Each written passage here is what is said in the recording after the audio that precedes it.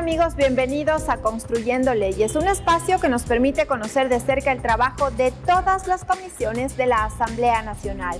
Soy Lorena Espinosa y en los próximos 30 minutos revisamos lo más destacado de esta semana.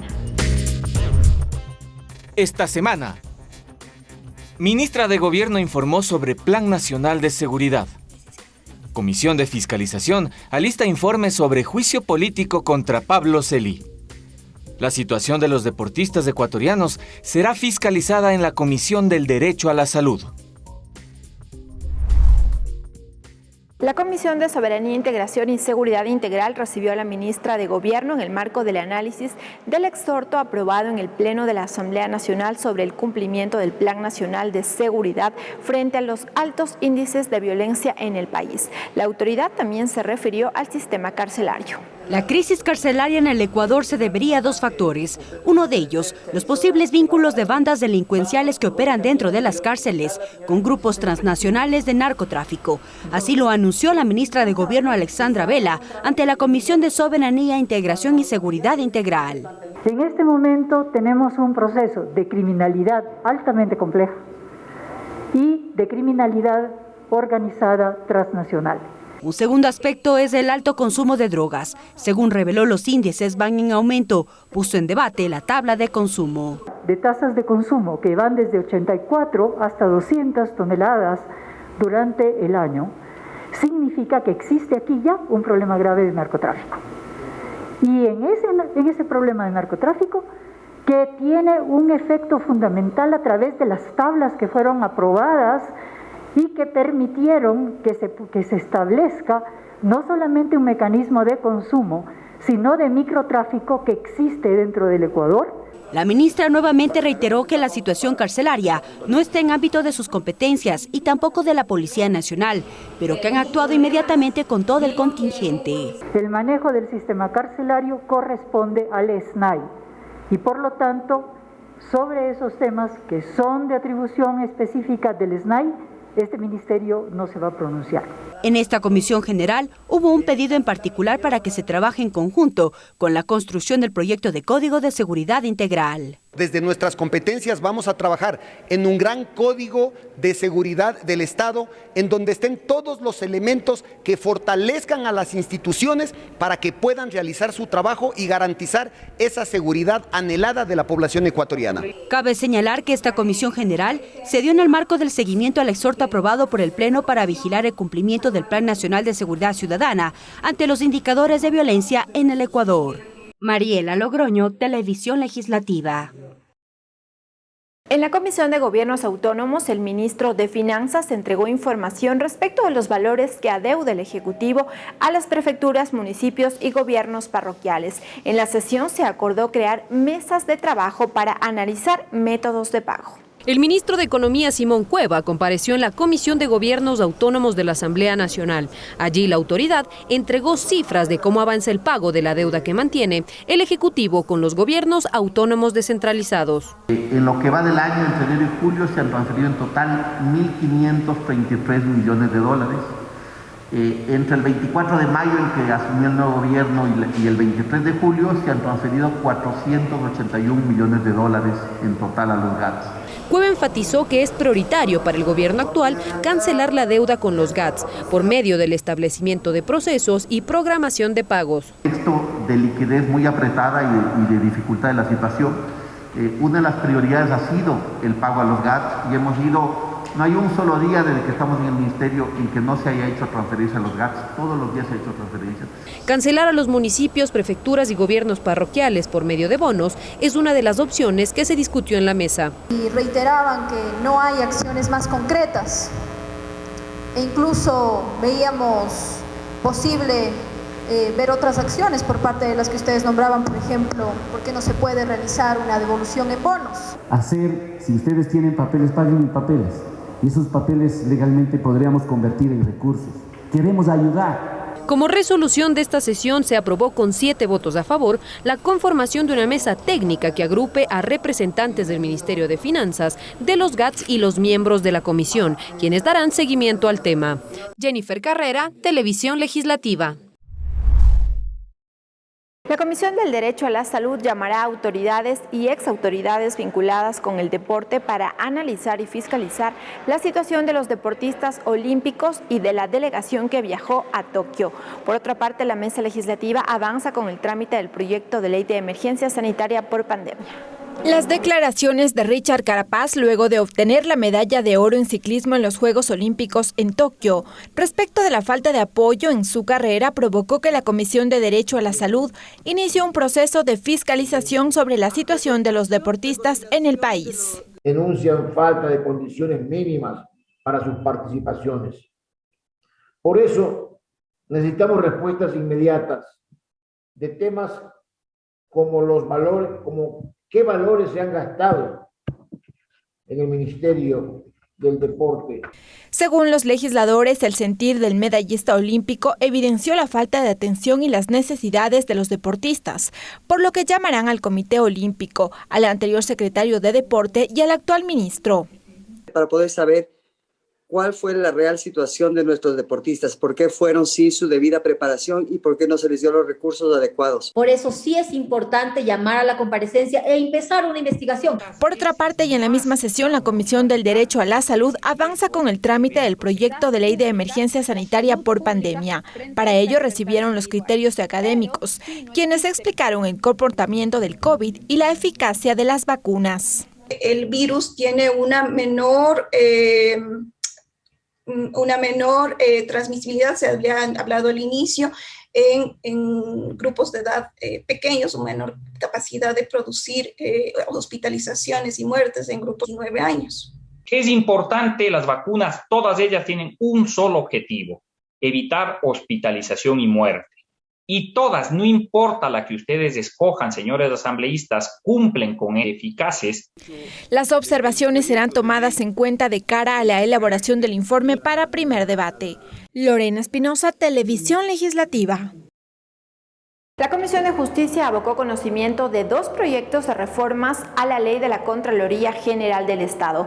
Ambas propuestas buscan definir un mecanismo para la designación del Contralor en caso de una ausencia. La mesa legislativa escuchó a los proponentes, quienes explicaron el alcance de sus proyectos.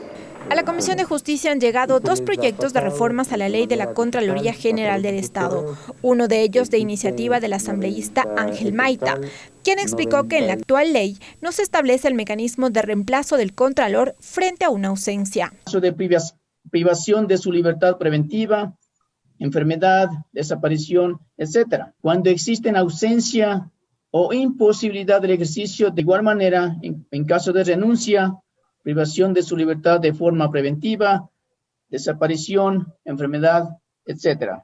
El segundo proyecto es de iniciativa del asambleísta Francisco Jiménez y también va por el mismo camino. El legislador propone que en la Ley de la Contraloría se establezcan las causales para el cese de funciones del Contralor y los límites en caso de ausencia. Se establece que se considerará ausencia temporal cualquier circunstancia de fuerza mayor, un periodo razonable, o por el tiempo de licencia sin remuneración que fuese autorizada por la Asamblea Nacional y que no superará los 60 días. En caso de ausencia temporal, no hay problema, que intervenga el subcontralor y que se quede allí mientras la ausencia temporal existe. Además, y frente a lo ocurrido en la Contraloría, en el proyecto de reformas determina la autoridad para designar a un nuevo contralor en caso de ausencia definitiva. Entonces ya no interviene el subcontralor. Ahí las miradas regresan al Consejo de Participación Ciudadana para que de entre los mejores puntuados que sigan inmediatamente al contralor que se fue, se designe a la persona que lo suceda. Una vez conocidos los documentos, la Comisión de Justicia iniciará con el ciclo de comparecencias de expertos en la materia, con el fin de recoger observaciones de cara a la construcción del informe para primer debate. Lorena Espinosa, Televisión Legislativa. Las comisiones especializadas permanentes son los organismos en donde se analizan, debaten y construyen los diferentes proyectos de ley. Existen 15 mesas legislativas. Cada una se especializa en un tema y de acuerdo a ello revisan las distintas propuestas de ley.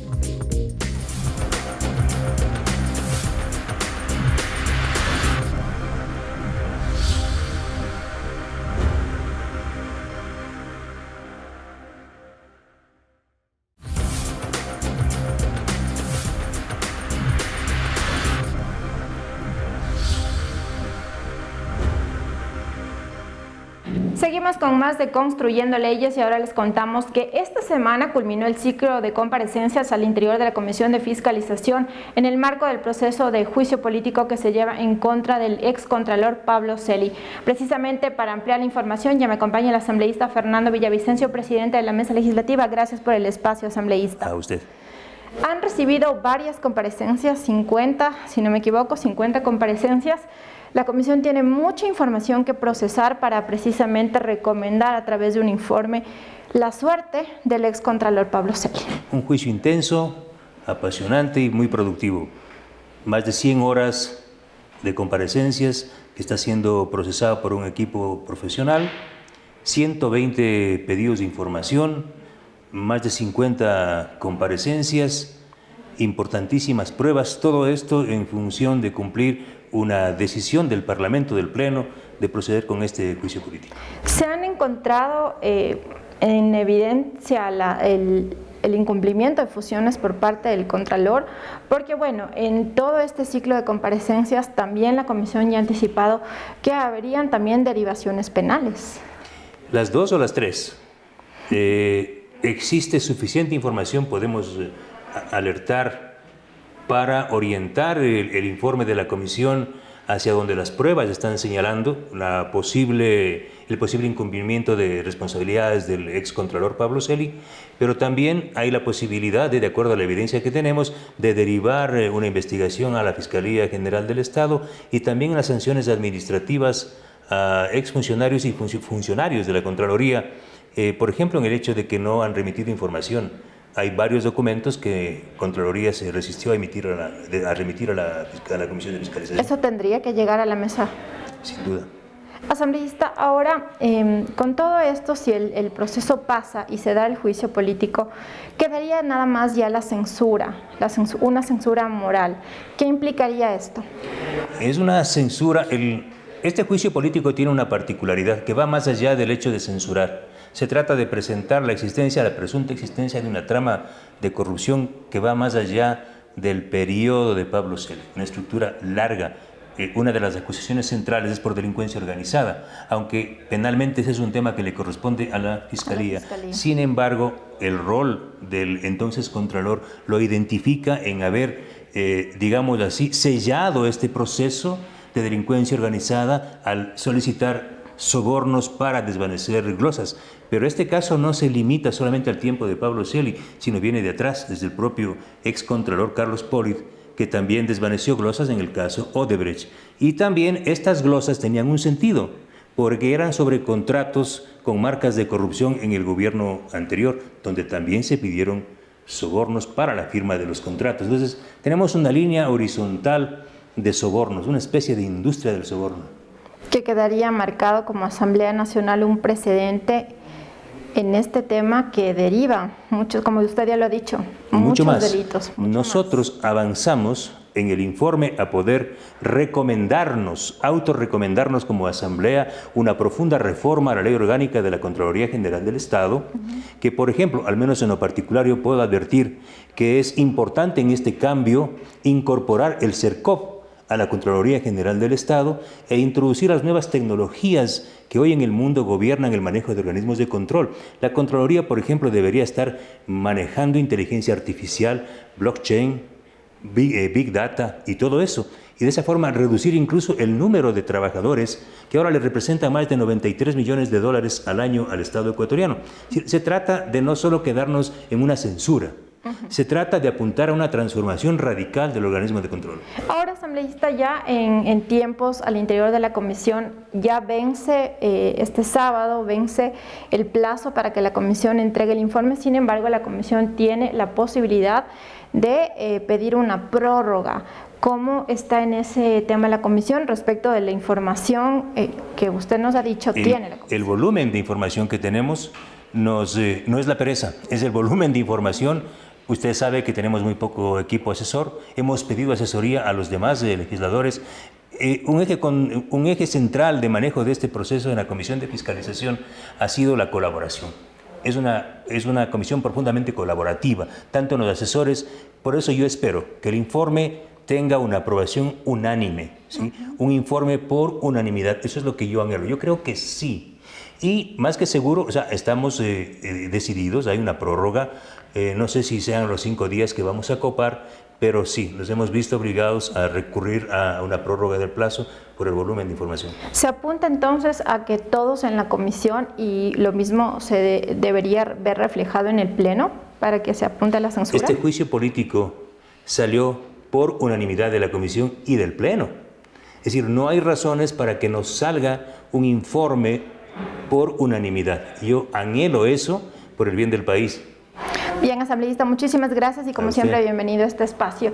Ya nos explicaba el asambleísta Fernando Villavicencio, presidente de la Comisión de Fiscalización, cómo avanza esta mesa legislativa en torno a este trámite que se lleva aquí en la Comisión de Fiscalización respecto del juicio en contra del excontralor Pablo Celi. Este plazo que tendría la comisión como fecha tope, que sería el jueves 5 de agosto para emitir este informe. Nos vamos a una pausa.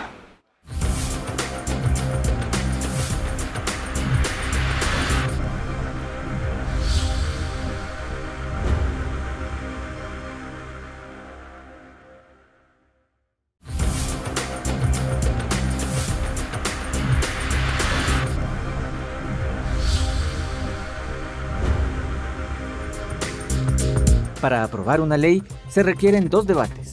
Las comisiones elaboran 2 informes y para cada uno tienen 90 días de plazo. Las comisiones son las encargadas de recoger y analizar la información, convocar a autoridades y representantes del sector civil involucrados con la materia del proyecto de ley en trámite y así llevar una propuesta al Pleno para en lo posterior ser aprobada y convertirse en ley de la República. Seguimos con más de Construyendo Leyes y ahora les comentamos que la Comisión de Relaciones Internacionales recibió a los asambleístas Marjorie Chávez y Fernando Villavicencio, quienes presentaron el alcance de su proyecto para la garantía, promoción y protección de la libertad de prensa y comunicación. La Comisión de Relaciones Internacionales escuchó los argumentos de los legisladores Marjorie Chávez y de Fernando Villavicencio, proponentes del proyecto de ley de libertad de prensa y comunicación. En la exposición de motivos, el legislador Villavicencio indicó que la mayor parte de casos por corrupción han sido conocidos gracias al trabajo periodístico. Dijo que es momento de dejar en el pasado la censura mediática, priorizando al ciudadano y su derecho a estar informado. Que la única posibilidad de hacer democracia nueva y mejor es dejando que los ciudadanos hablen, que los ciudadanos cuenten, que los ciudadanos se comuniquen y para comunicarse mejor hay que acceder a la información. Otro punto clave es el impulsar a los medios de comunicación comunitarios, precisó el legislador Villavicencio. Señaló que el Estado debe garantizar sus recursos y el acceso al espectro radioeléctrico. El Estado garantice e impulse y apoye la construcción y el levantamiento de medios comunitarios. Este país ha vivido del discurso y del cuento. De su lado, la asambleísta Marjorie Chávez expuso los ejes de la norma, como el modelo de censura previa, modelo de responsabilidad ulterior, discursos protegidos y no protegidos. El modelo de censura previa, directa o indirecta, criminaliza la comunicación de determinadas acciones. Uno de los puntos más debatidos en el marco del análisis de la propuesta del Ejecutivo es la autorregulación. La legisladora precisó: ¿quién debe regular la libertad de expresión? ¿El gobierno o el mercado? El gobierno no, porque la libertad de expresión es una herramienta de control social. En otro tema, la comisión recibió criterios del Ministerio de Telecomunicaciones dentro del tratamiento del protocolo de privilegios e inmunidades de la Organización Internacional de Telecomunicaciones Móviles por Satélite. Mariela Logroño, Televisión Legislativa. La Comisión del Derecho al Trabajo analiza la situación de trabajadores cementeros jubilados quienes denuncian vulneración de derechos. Por otra parte, la mesa legislativa escuchó a médicos quienes piden estabilidad laboral. Trabajadores del sector cementero y del sector de salud del país denunciaron en la Comisión del Derecho al Trabajo y la Seguridad Social vulneración de sus derechos. En primera instancia, intervino Bolívar Cantos, jubilado cementero de Imbabura, quien expuso los problemas y afectaciones de salud que atraviesan.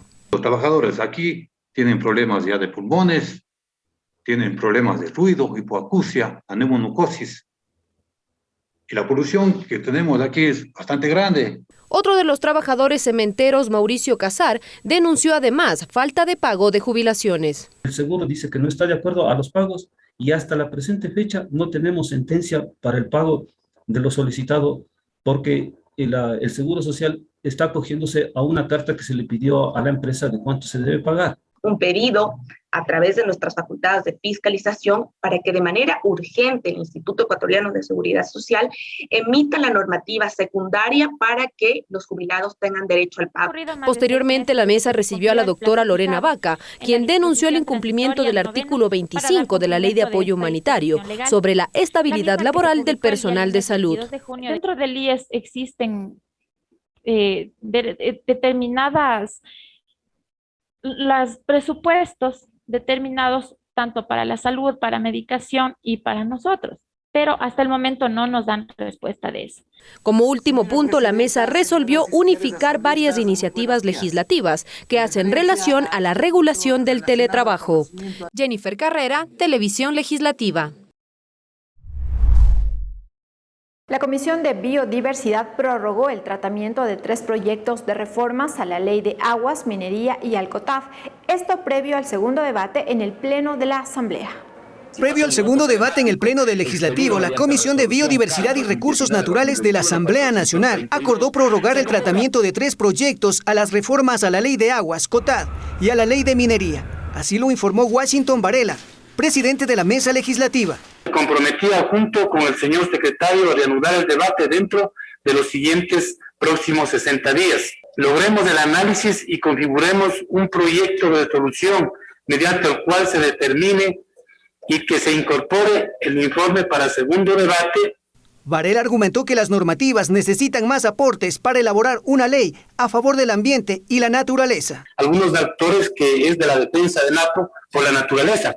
Ellos ya nos han hecho llegar, en esta semana nos han hecho llegar también los aportes de ellos. Si bien el equipo técnico de la Comisión de Biodiversidad avanza con el contenido a las reformas, el secretario de la Mesa Legislativa, Paco Ricaurte, invitó a la ciudadanía a plantear nuevas iniciativas. Un avance hasta una tercera parte de la ley de recursos hídricos. Comunicaremos a los señores asambleístas cómo está el texto, un primer texto borrador. El tema de los derechos de la naturaleza será un reto para colocarlo dentro del centro de la política pública. Por su parte, el asambleísta de Pastaza e integrante de la Comisión de Biodiversidad, Efrén Calapucha, anunció una consulta prelegislativa previo a la aprobación de la Ley de Recursos Hídricos y Minería. Todas las fuentes de agua están en territorio de pueblos y nacionalidades. Algunos están en los páramos y por lo tanto tenemos que trabajar con todos los actores. El próximo mes la Mesa Legislativa prevé recibir a representantes del Ministerio del Ambiente para armar el contenido a las leyes. En paralelo, la Comisión de Biodiversidad con 9 votos unificó 3 proyectos de la ley reformatoria a la Ley de Minería para la elaboración del informe para primer debate. Rolando Ayauca, Televisión Legislativa. Con la presencia de la exministra de Inclusión Berenice Cordero y de la exasambleísta Silvia Salgado, la Comisión de la Niñez analizó el proyecto de Código Orgánico de la Niñez y Adolescencia. Las exautoridades se refirieron a temas como la salud sexual y reproductiva, la adopción y el abuso a menores. En sesión virtual, la Comisión de Niñez avanzó con el análisis del proyecto de Código Orgánico para la Protección Integral de Niñas, Niños y Adolescentes, COPINA.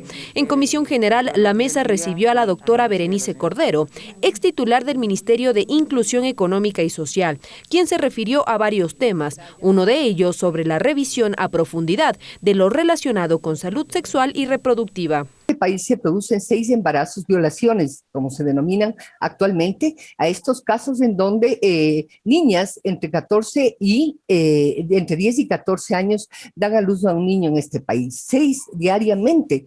Sobre el tema de adopciones, Cordero enfatizó la importancia de que existan abogados que patrocinen los casos. Bajo el amparo del MIES, procedan con estas causas y les agiliten. Si no, no hay declaratoria de adoptabilidad. Los niños se están quedando en las instituciones de protección. La mesa escuchó también a Silvia Salgado, exlegisladora y presidenta de la Comisión Especializada Ocasional AMPETRA, quien se refirió a los casos de abuso sexual a menores. En el contexto de la familia, del trabajo, en el ámbito de lo público, en el ámbito de lo privado, la primera estimados asambleístas, miembros de esta comisión, es evidenciar que la verdadera dimensión de la problemática de la violencia sexual contra niños, niñas y adolescentes en nuestra sociedad es de carácter estructural. La corresponsabilidad, pensiones alimenticias, la tenencia compartida son parte de los temas que incluye la norma, los cuales continuarán siendo analizados con la presencia de autoridades, organizaciones sociales y la sociedad civil. Jennifer Carrera, Televisión Legislativa. El Consejo Nacional Electoral defiende el concurso para la designación de las nuevas autoridades del Consejo de Educación Superior. La titular del Consejo Nacional Electoral acudió a la Comisión de Educación que fiscaliza el tema. La Comisión de Educación de la Asamblea Nacional fiscaliza al Consejo Nacional Electoral, que organiza el concurso para elegir a las nuevas autoridades del Consejo de Educación Superior, CES, y del Consejo de Evaluación, Acreditación y Aseguramiento de la Calidad de la Educación Superior, CASES. La presidenta del Consejo Nacional Electoral, Diana Tamaint, defendió la organización del concurso. Nuestra obligación y responsabilidad con el país y con la institución que cumple con el deber de legislar y sobre todo fiscalizar cada una de las actividades de los funcionarios públicos, rendir cuentas. Según dijo, el concurso de méritos y oposición no está a cargo de los vocales del Consejo Nacional Electoral. Es una instancia eminentemente técnica que está llevando adelante esto. La semana pasada, 2 veedores del concurso acudieron a la Comisión de Educación de la Asamblea Nacional, quienes expusieron supuestas irregularidades en las fases para la elaboración del concurso. El equipo técnico del Consejo Nacional Electoral detalló el procedimiento. Hemos cumplido con tener los mismos requisitos necesarios para ser rector universitario politécnico. ¿Y cuáles son? Estar en goce de los derechos de participación, tener grado académico de doctor PhD o su equivalente, tener experiencia de al menos 5 años en gestión educativa universitaria o experiencia equivalente en gestión. Informamos al Pleno y a la Presidenta sobre el ingreso de documentación de las y los postulantes y la verificación del cumplimiento de los requisitos. Según dijeron, el procedimiento se enmarca en las últimas reformas a la Ley Orgánica de Educación Superior. Ricardo Bravo, Televisión Legislativa. Bien amigos, y así concluimos una emisión más de Construyendo Leyes. Pero recuerden que ustedes pueden seguir de cerca el trabajo de todas las comisiones a través de sus cuentas de Twitter. Hasta la próxima.